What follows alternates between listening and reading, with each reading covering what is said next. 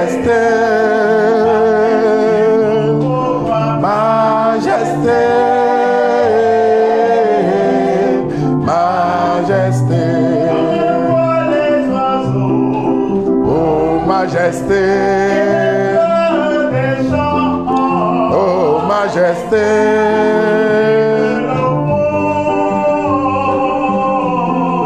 majesté, oh majesté, oh majesté, oh majesté,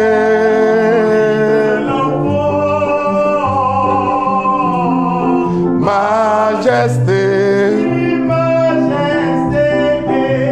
majesté, majesté, majesté, majesté, majesté, oh majesté, oh majesté,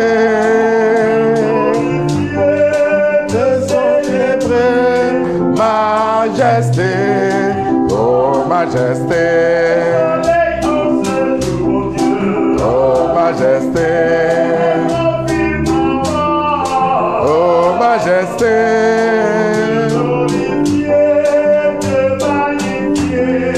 majesté,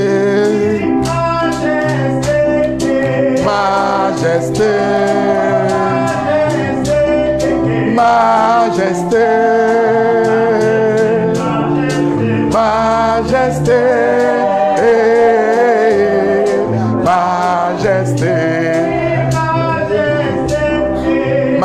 majesté, majesté,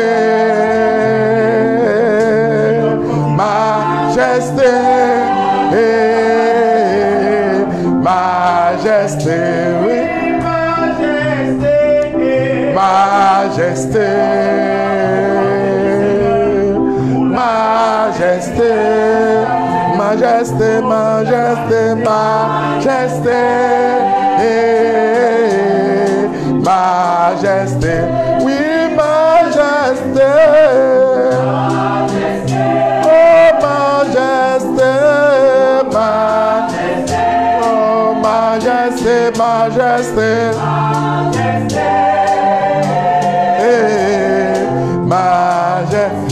oui, majesté, oh majesté, majesté, majesté,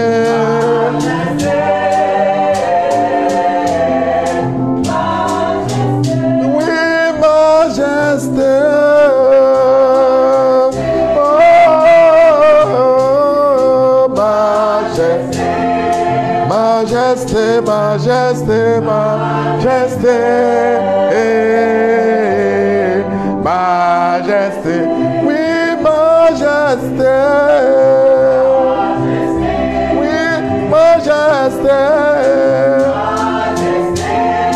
majesté, majesté,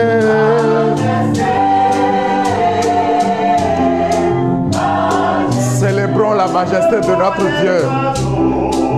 Quand je vois les oiseaux dans le ciel, quand je regarde le firmament, quand je regarde l'œuvre des mains de Dieu, je peux proclamer que c'est lui la majesté. Oh majesté. Quand je regarde le soleil, quand je regarde la création, je ne peux que célébrer, oh, la majesté de ce Dieu.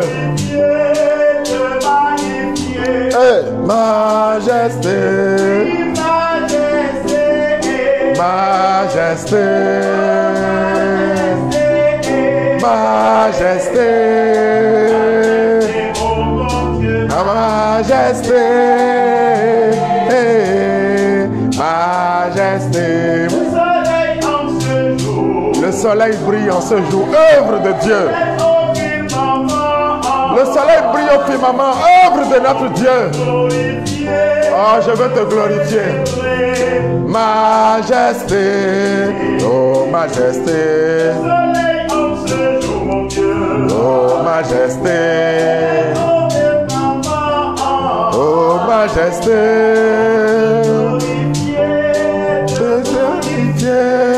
Majesté. Majesté. Majesté. Majesté.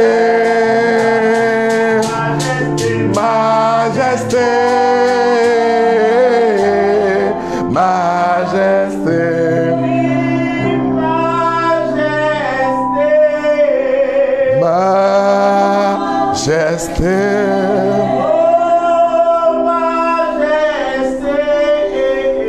Majesté. Majesté à toi, mon Dieu. Majesté.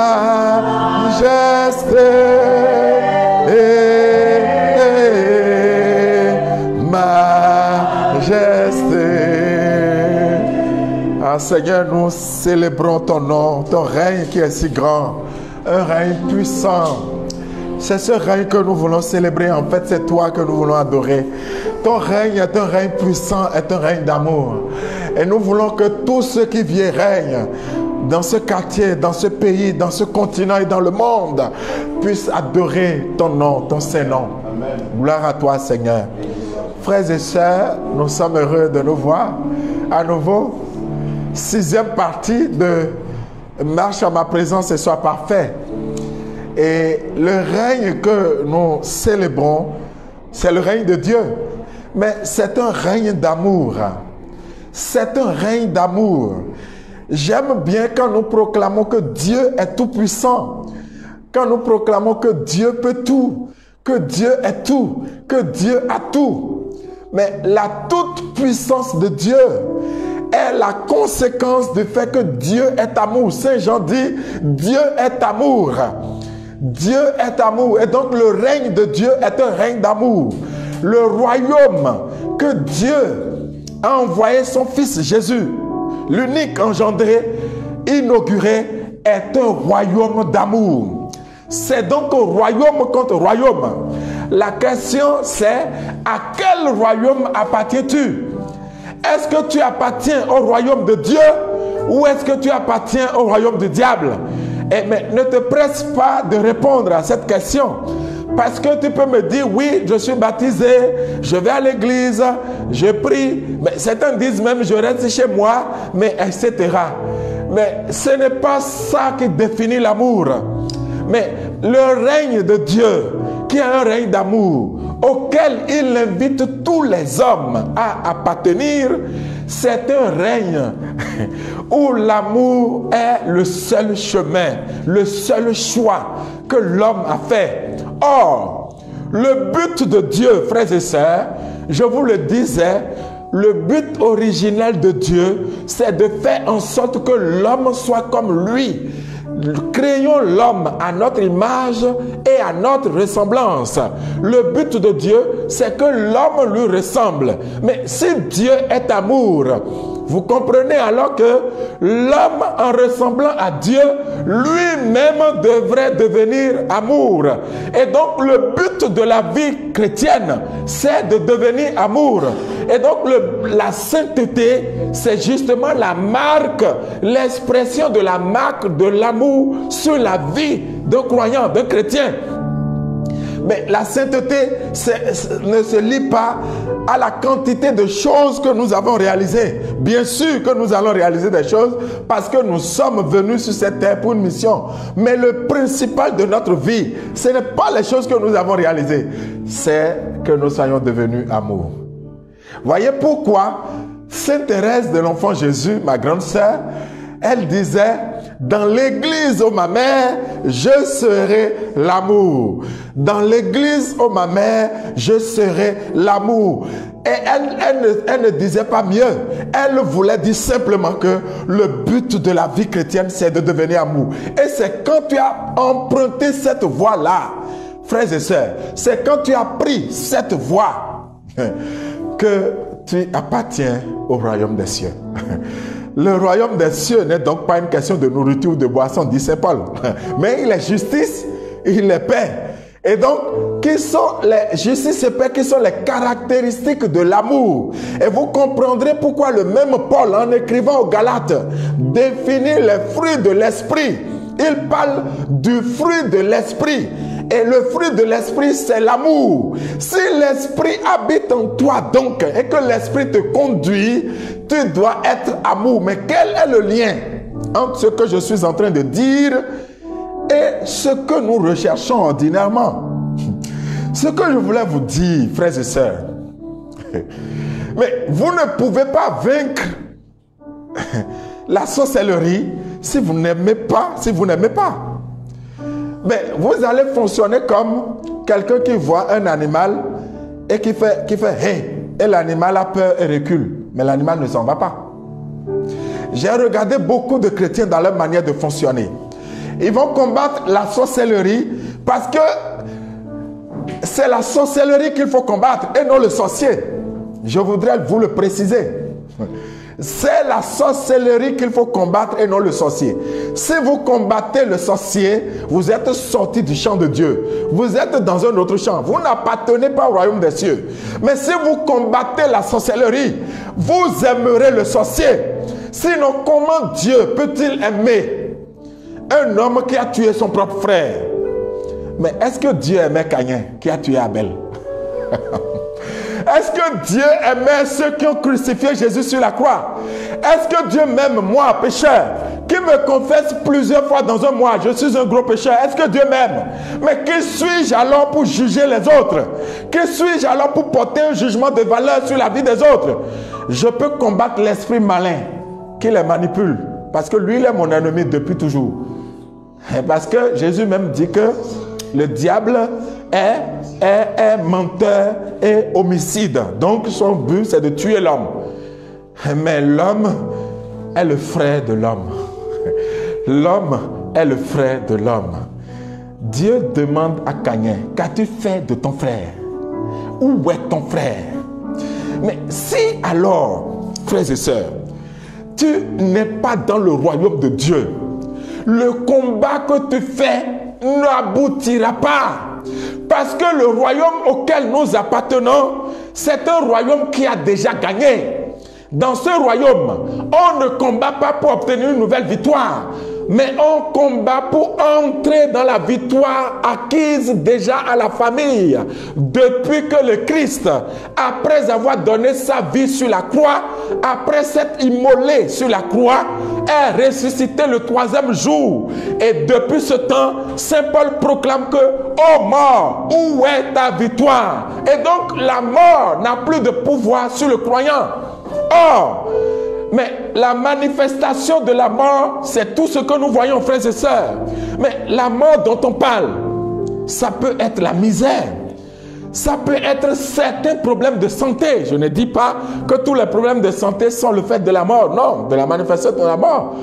Puisque Matt Robin est resté malade des années, alors que ce n'était pas le fait du malin. Donc faisons attention. Elle est restée couchée pendant des dizaines d'années, alors que elle était une vraie croyante.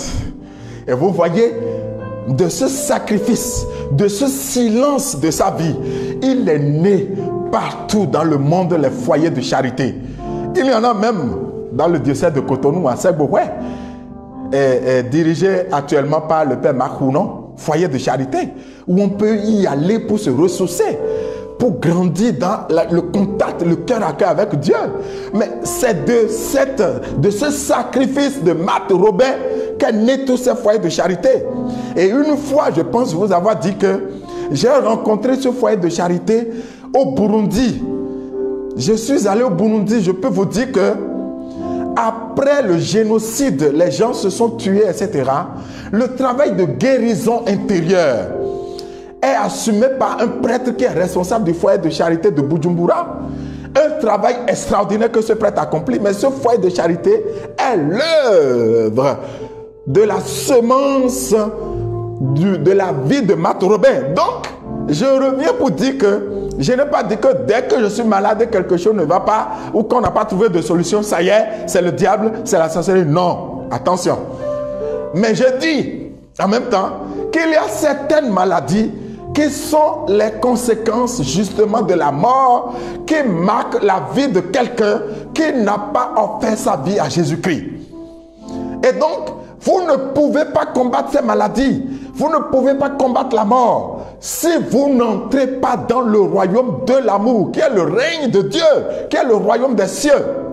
Beaucoup de chrétiens pensent au royaume des cieux en termes de déploiement de puissance spirituelle, de prières qu'on doit avoir et appliquer à des heures précises pour obtenir des choses. Je vous le dis, frères et sœurs, vous êtes en train de vous perdre. Ça n'ira pas loin. Je vous le dis, ça n'ira pas loin. Lorsque Jésus se réveillait tôt pour aller prier, ce n'était pas pour aller faire du combat spirituel, non, pas du tout. C'est pour aller communier avec son Père. C'est pour aller rester avec le Père. C'est pour garder le contact avec le Père. C'est le contact avec son Père qui reproduit en lui le Père. Il pourra dire, celui qui m'a vu, a vu le Père. Et donc, si toi, chrétien, tu es au contact du Christ, tu reproduiras le Christ dans ta vie, ou le Christ se reproduira en toi. C'est une façon de parler. Le Christ transparaîtra en toi et tu pourras dire comme Saint Paul, ce n'est plus moi qui vis, mais c'est le Christ qui vit en moi. Voici le but de la vie. Frères et sœurs, nous sommes déjà sortis de la zone si nous sommes chrétiens. Et donc, le combat spirituel ne va pas. C'est vrai qu'on a besoin quelquefois de formules préécrites que Dieu inspire à des frères, etc. Mais accrocher toute sa vie spirituelle à ces manuels ou à ces prières me pose un problème profond. Je me pose la question de savoir, est-ce que nous sommes nés pour appartenir au royaume de l'amour ou nous sommes nés pour combattre le règne de Satan? Alors faisons attention. Notre peur de la mort, du diable et du mal ne doit pas nous conduire à perdre de vue l'objectif de Dieu. C'est d'instaurer le règne de Dieu. C'est pourquoi notre Père qui est aux cieux, que ton nom soit sanctifié et ensuite que ton règne vienne. Partout où il y a le règne de Dieu, le règne du malin ne peut pas exister. Où sont amour et charité, Dieu est présent. Et si Dieu est présent quelque part, expliquez-moi par quelle forme de moyen le diable peut-il s'exprimer. Et donc combattre le diable, ce n'est pas réciter des formules, non, c'est faire en sorte que le règne de Dieu s'établisse en toi, chez toi, partout où tu es. Et partout où il y a Dieu, le diable dit, bon, écoutez, l'endroit là devient hostile pour moi, il s'en va et c'est terminé. Pourquoi? Jésus, quand il apparaît, Jésus n'a même pas encore parlé, frères et sœurs, que le diable dit, hé, que nous veux-tu? Est-ce que tu veux nous perdre? Qu'est-ce que tu fais là? Est-ce que Jésus a déjà parlé? Il n'a rien dit. Mais c'est parce que Jésus est le royaume. C'est parce que Jésus est le royaume. Et quand le royaume est là, tout ce qui est contraire au royaume disparaît. Je veux te dire une chose aujourd'hui. Je ne suis pas contre la prospérité d'ailleurs. Je travaille pour que ceux qui donnent leur vie au Christ, Dieu puisse les élever afin que ce monde croit que tout bien vient de Dieu et tout bien qui se construit en Dieu demeure parce que Dieu demeure. Et donc, je veux que tu prospères à tous égards, comme le dit Saint Jean. Mais comme prospère l'état de ton âme, il faut que ta prospérité soit la conséquence de la prospérité de ton âme. Donc la prospérité spirituelle générera la prospérité matérielle. Une prospérité matérielle qui ne se reçoit pas de la prospérité spirituelle devient un chemin de perdition et ça peut devenir un problème sérieux. Oh, frères et sœurs, j'aime quand Dieu nous parle. Moi, je veux signer un contrat avec toi. Un contrat. Et tu pourrais couper ma tête. Je te dis, Nous sommes en août.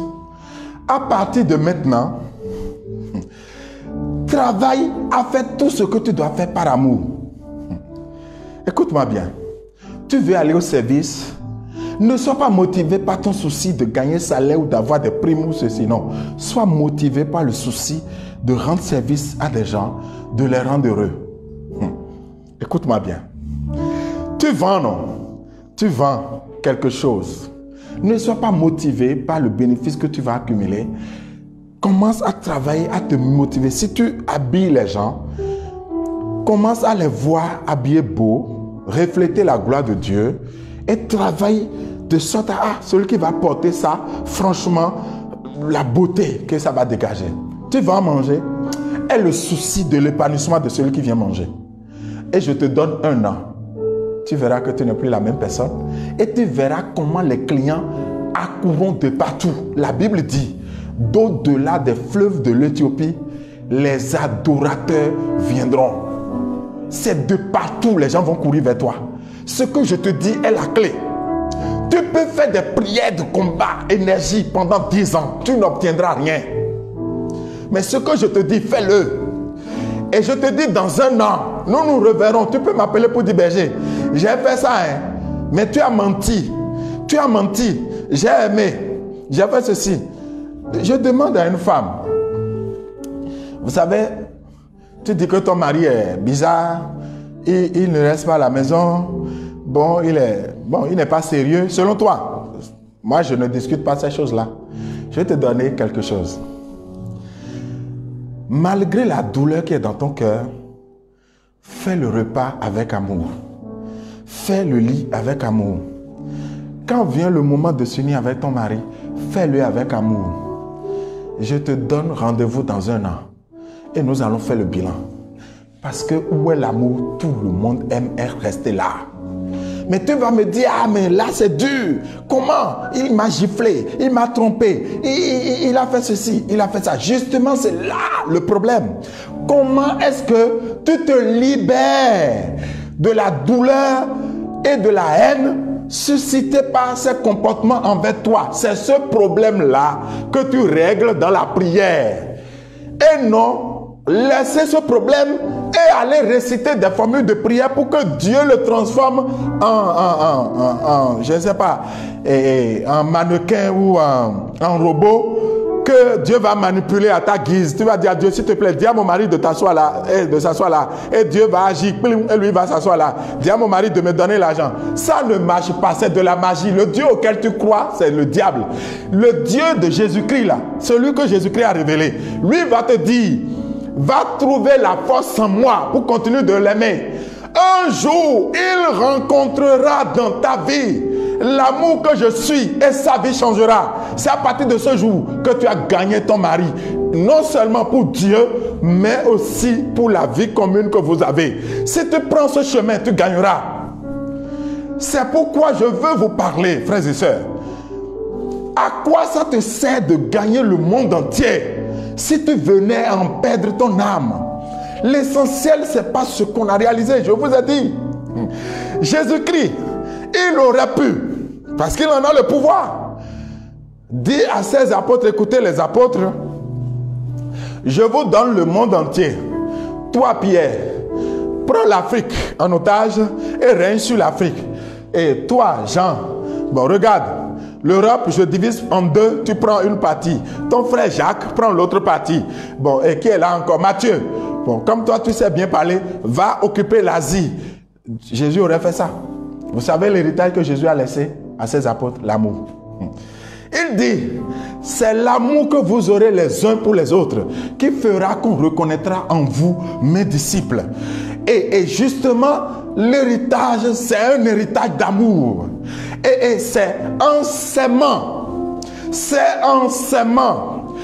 que les apôtres ont révélé le Christ à Antioche de Pisidie et on les a appelés chrétiens. Mais comment vous voulez aimer sans souffrir? C'est pas possible. Mais vous voulez aimer sans souffrir? Vous avez trouvé ça où? Dieu lui-même a aimé l'homme. Et l'amour pour l'homme l'a amené à la croix en Jésus. c'est Jésus. Il a aimé. Jean 3, 16, nous le savons tous. Dieu a tant aimé le monde qu'il a envoyé son Fils unique afin que quiconque croit en lui ne soit pas jugé, mais ait la vie éternelle. Donc Dieu a sacrifié son propre Fils par amour pour nous. Et toi, tu veux aimer sans souffrir. Ce n'est pas possible. Même aimer Dieu t'amène à souffrir. Non pas que Dieu, lui, te fait souffrir, non. Parce que le choix de Dieu que tu as fait t'impose des sacrifices. Et faire ce sacrifice te soumet à de la douleur. C'est pourquoi j'aime Jésus. Il dit ceci, que celui qui veut me suivre, qu'il prenne sa croix et qu'il se mette à ma suite. Il dit encore, personne ne peut venir à moi sans me préférer à son père, à sa mère, à son mari, à sa femme, à ses enfants, à tout ce qu'il a et même à sa propre vie. Tu ne peux pas aller au Christ si tu ne préfères le Christ à tout ce qui existe que l'homme peut aimer dans ce monde. Voilà pourquoi, vous voyez, Dieu va commencer à dire aux hommes, tu aimeras Dieu de tout ton cœur, de toute ta force, de toute ton âme. Et puis, tout ce qui suit après, c'est l'amour du prochain. Donc, Jésus a tout résumé en disant, tu aimeras Dieu et tu aimeras ton prochain comme toi-même. C'est tout. Donc, le règne est le règne de Dieu. Celui qui vit dans ce royaume-là, en tant que fils du royaume, tout lui appartient. Ce que je vous dis aujourd'hui, je ne vous dirai pas que c'est une clé, mais je peux vous dire que c'est la réponse à tout. Si tu te bats pour être rempli de l'amour, pour que ta vie soit amour, rien ne résistera devant toi. Parce que même le poison ne peut pas résister devant l'amour. Même la malédiction ne peut pas atteindre celui qui aime.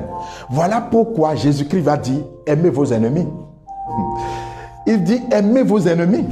Parce que quand tu aimes ce que tu appelles ennemi, c'est qu'en fait, ils ne sont plus tes ennemis. Ils ne sont plus tes ennemis. Voyez, frères et sœurs, je voulais vous dire quelque chose d'autre. Ce monde dans lequel nous sommes est un monde qui passe. Vous et moi, en tant que chair, nous passerons. Pourquoi lutter si tant pour quelque chose qui va passer? C'est là le problème que j'ai. Pourquoi vais-je sacrifier l'éternité pour ce qui passe? Ne vaut-il pas mieux sacrifier ce qui passe pour entrer dans ce qui ne passera jamais? Or, l'amour ne passe jamais. Et c'est là que nous allons lire 1 Corinthiens 13. Quand je parlerai les langues des hommes et des anges. Écoutez bien Saint Paul. Le contexte dans lequel Saint Paul écrit, c'est quand Saint Paul a fini de parler des différents charismes et ministères, qu'il parle d'une voix supérieure à tout ça. Je veux vous dire quelque chose, frères et sœurs.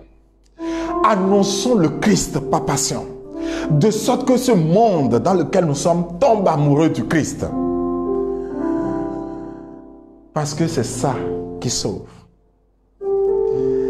Il dit, quand je parlerai les langues des hommes et des anges, si je n'ai pas la charité, je ne suis plus qu'airain qui sonne ou cymbale qui retentit. Il poursuit. Quand j'aurai le don de prophétie et que je connaîtrai tous les mystères et toute la science, quand j'aurai la plénitude de la foi, mais une foi à transporter des montagnes, Si je n'ai pas la charité, je ne suis rien. Quel est ton poids? Quel est ton poids? Quand je distribuais tous mes biens en aumône, quand je livrerais mon corps aux flammes, si je ne l'ai pas fait par amour, cela ne me sert à rien. Et il continue. La charité est longanime. La charité est serviable. Elle n'est pas envieuse. La charité ne fanfaronne pas, ne se gonfle pas. Elle ne fait rien d'inconvenant, ne cherche pas son intérêt, ne s'irrite pas, ne tient pas compte du mal. Elle ne se réjouit pas de l'injustice, mais elle met sa joie dans la vérité. Elle excuse tout, elle croit tout, elle espère tout, elle supporte tout. Vous pensez que Saint Paul allait s'arrêter là? Il poursuit. La charité ne passe jamais. Les prophéties, elles disparaîtront. Les langues, elles se tairont. La science, elle disparaîtra. Car partielle est notre science, partielle est notre prophétie. Vous savez, quand je serai au ciel, j'ai promis saluer Saint Paul particulièrement. Il fait partie des gens que je dois saluer. Vous savez, quand vous entrez quelque part, vous saluez les gens qui sont là. Je vais passer chez les gens et Saint Paul est dedans. Quand il va m'arrêter au niveau de Saint Paul, je vais remettre la tête comme ça et dire, type, tu es bon. Et lui, Dieu lui a parlé. Il poursuit. Il dit, partielle est notre science, partielle aussi notre prophétie. Mais quand viendra ce qui est parfait, ce qui est partiel disparaîtra. Lorsque j'étais enfant, je parlais en enfant, je pensais en enfant, je raisonnais en enfant. Et une fois devenu homme, j'ai fait disparaître ce qui était de l'enfant. Car nous voyons à présent dans un miroir, en énigme, mais alors ce sera face à face. Et ça me rappelle Saint Jean. Saint Jean qui dit, mais lorsque nous apparaîtrons devant lui, nous le verrons face à face et nous le verrons tel qu'il est. Il parle de l'amour, il parle de Dieu. Donc, il y a un moment où nous serons face à face. Et il dit, à présent, je connais d'une manière partielle, mais alors je connaîtrai comme je suis connu.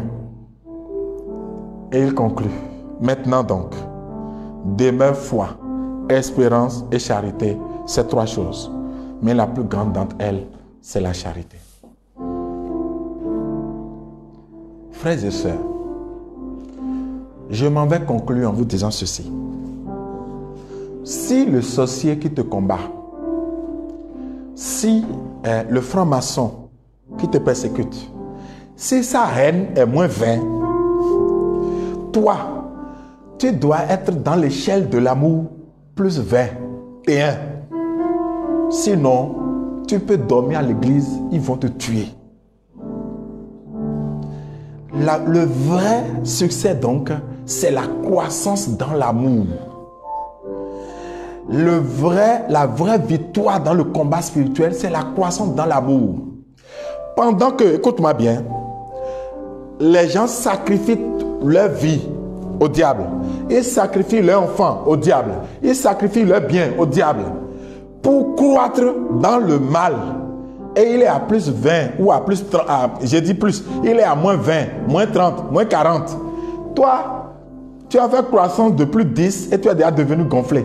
Et tu veux aller les combattre et tu fais des prières. Tu te réveilles la nuit, tu fais les prières, tu perds ton temps. Ils vont t'atteindre. C'est quand tu grandis en amour. Plus tu grandis. Et donc le but de la prière, c'est d'assurer la croissance dans la charité. Celui qui vit en présence de Dieu grandit dans la charité. Et plus il s'élève dans la charité, plus il devient hors de portée du mal. Et alors, le mal pourra jacasser en bas. Lui, il est en haut. C'est pourquoi on dit que Dieu est élevé. Dieu, on ne peut pas l'atteindre parce qu'il est élevé. Jésus-Christ, même en marchant sur cette terre, était toujours élevé parce qu'il n'y a aucun moment de la vie terrestre de Jésus où il était uniquement homme. Il était toujours vrai homme et vrai Dieu. Or, Dieu est élevé. Du coup, on ne pouvait pas atteindre Jésus. C'est pourquoi il dit, ma vie personne ne la prend. C'est moi qui la donne. Donc, ce n'est pas le diable qui a tué Jésus. C'est Jésus qui a donné sa vie volontairement pour sauver les hommes. Donc, le diable lui-même travaillait pour le projet de Jésus sans être au courant. Parce que si le diable était au courant, peut-être qu'il aurait décidé de dire, si je tue ce monsieur maintenant, il va ressusciter le 3e jour et il va sauver ces salauds-là. Il vaut mieux que je le laisse vivant, comme ça les salauds ne sont pas sauvés.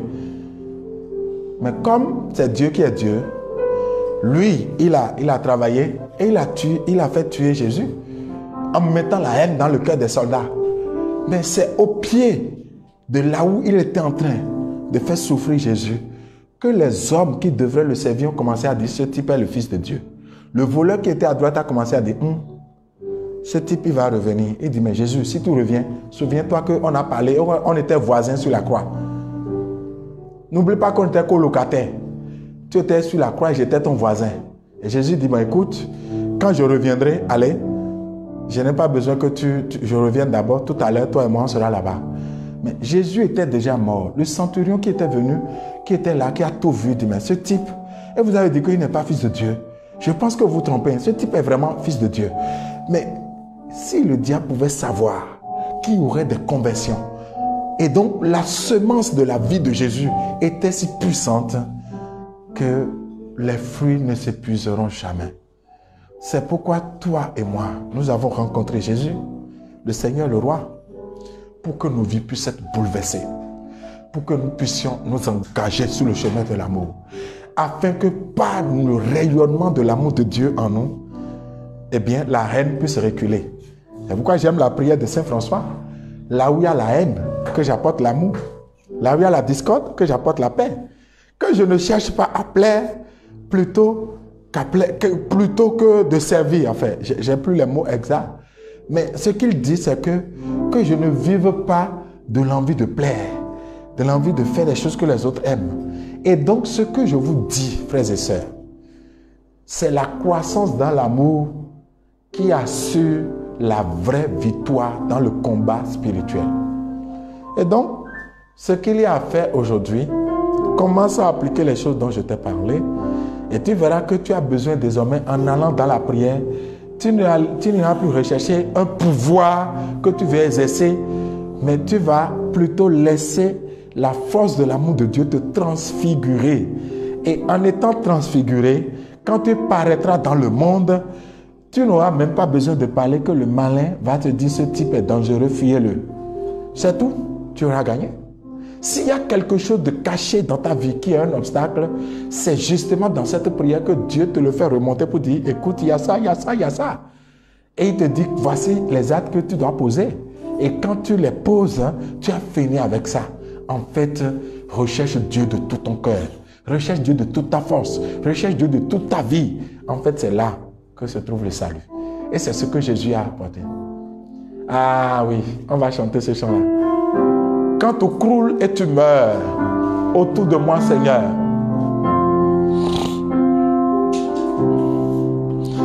car tu es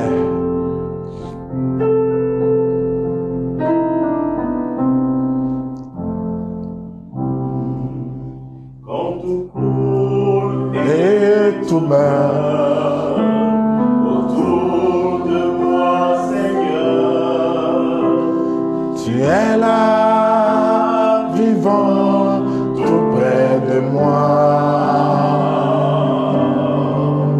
Et avec toi, Seigneur, je ne crains plus rien ici-bas, car tu es pour tes enfants, un bouclier. Dieu Tout-Puissant, Dieu Tout-Puissant, Dieu d'amour, Roi de paix, Père qui tend l'oreille à tous ceux qui crient vers toi. Je veux chanter ton nom, te bénir en tout temps, car tu es mon seul libérateur.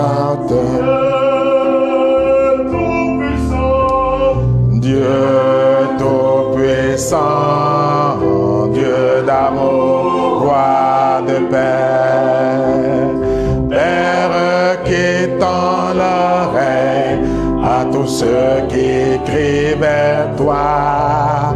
Je veux chanter ton nom, te bénir en tout temps, car tu es mon seul libérateur.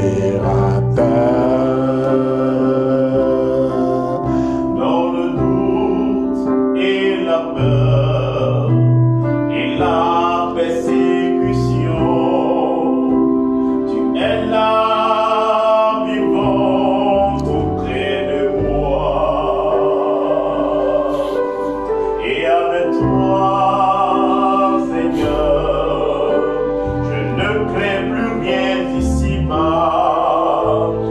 Tu es pour tes enfants un bouclier. Oui, Dieu tout-puissant. Dieu tout-puissant, Dieu d'amour, roi de paix, Père qui tend l'oreille à tous ceux qui crient vers toi. Je veux chanter ton nom, te bénir en tout temps, car tu es mon seul libérateur.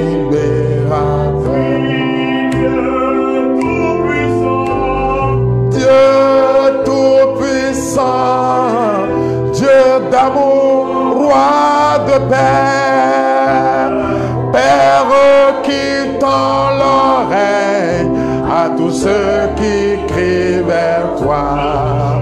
Je veux chanter ton nom, te bénir en tout temps, car tu es mon seul libérateur. Oui, Dieu tout-puissant, Dieu d'amour, roi de paix, Père qui tend l'oreille à ceux qui crient vers toi. À tous ceux qui crient vers toi, je veux chanter ton nom, te bénir en tout temps, car tu es mon seul libérateur. Oui, Dieu tout-puissant, Dieu tout-puissant, Dieu d'amour, de paix, Père qui tend l'oreille à tous ceux qui crient vers toi. Je veux chanter ton nom, te bénir en tout temps. Car tu es mon seul libérateur. Rimbala baba baba. Ila malabaori alabaori. Ina magara bagoli alabao. Ima ila makori alabao da da da da da. Ila bala baba baba mama. Rima baba baba baba ori la mama mama. Ila riba la baori na na na. Riba katara ba shimcheva. Rimba baba baba baba baba. Rimba mama koria la bada baba baba. Rincha chata bakoria la bataria la bakoria la ba. Rimba mama mama. Rimba baba baba baba kori shandana. Rimba baba baba. Rimba baba baba. Rimba baba baba. Riva baba baba. Seigneur notre Dieu, je te prie pour tous ceux qui ont perdu le courage et qui croient que tu ne les aimes pas. C'est eux qui croient que tu ne les aimes pas. Je veux te prier pour eux en ce moment. Ils sont dans différentes situations difficiles. Ils sont dans différentes situations vraiment insupportables humainement. Et ces situations tentent de leur dire que tu ne les aimes pas. Mais toi, tu es amour. Autrement, tu n'es pas Dieu. Oh, tu es Dieu, Seigneur. Tu es Dieu, donc tu es amour. Et donc tu aimes chaque homme. Et par ce moment, Seigneur, je te prie de les visiter afin qu'ils ressentent que tu es vraiment amour. Qu'ils soient bénis, qu'ils soient élevés, qu'ils soient touchés dans le cœur. Ce n'est pas forcément que le mal soit guéri. Parce que parfois le mal reste, mais ils ont rencontré ton amour et leur vie est épanouie. Parfois leurs difficultés restent, mais ils ont rencontré ton amour, ils ont touché l'essentiel. Parfois c'est les deux ensemble. Oh Père, c'est ce qui est bon que tu fais, c'est ce qui est grand que tu fais, c'est ce qui relève l'homme que tu fais. C'est pourquoi, Père, visite toutes ces personnes et donne-leur de t'aimer, de te rencontrer. Toi, l'unique Dieu et Seigneur, pour les siècles des siècles. Amen.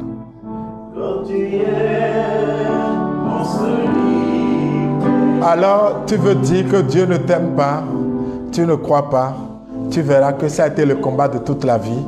Et nous allons en parler mardi prochain. Parce que tu as besoin de savoir que Dieu t'aime, d'être convaincu que Dieu t'aime, pour pouvoir marcher avec Dieu. Si tu ne crois pas que Dieu t'aime, tu ne pourras pas marcher longtemps avec Dieu. Mardi prochain, le rendez-vous est pris. Mais avant mardi, le vendredi, tu seras là pour les questions, les réponses aux questions que nous allons faire. Que Dieu te bénisse, que Dieu bénisse ta vie, que Dieu t'élève et surtout que Dieu qui est présent dans ta vie se rende présent davantage parce que tu as besoin de le savoir pour ta vie. Gloire à toi Seigneur. Amen. Au nom du Père, du Fils et du Saint-Esprit. Amen.